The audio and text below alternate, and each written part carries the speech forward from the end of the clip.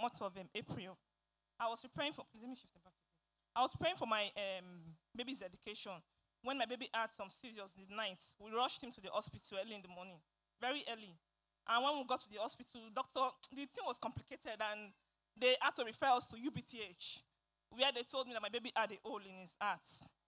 And they said after they would observe him for some months, after that period of time, they're going to do a surgical process on him if it doesn't cover up by then.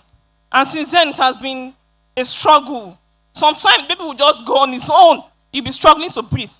That's why we didn't even dedicate. We've been like going up and down to UBTH, up, on and off.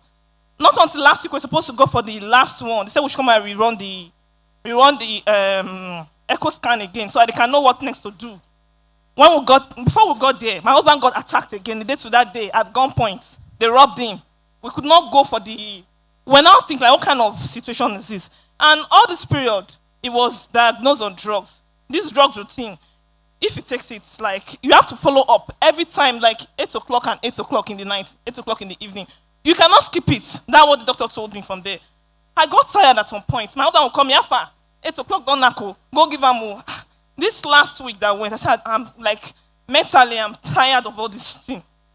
We didn't go last week for the what they call it, the scan. We now ended up going yesterday. When we got there yesterday, we did the scan. The man that was doing the scan was looking at the baby. He was like, was I doing around this scan? He's a professor. He was like, was I doing around this scan for this baby? We said, yes, sir, you were the one. He looked at it, he was like, this is the scar of the hole. But the hole is closed. And somebody, you are seated and you are celebrating Jesus. Give the Lord a louder shout. And when I got there, we were confused. They told us, they not steal the paper. They said we should go and give it to the professor in charge. When we got there, the woman was like, are you scared of opening it? Open it yourself now. We said we cannot interpret it. The woman in charge of him now opened it.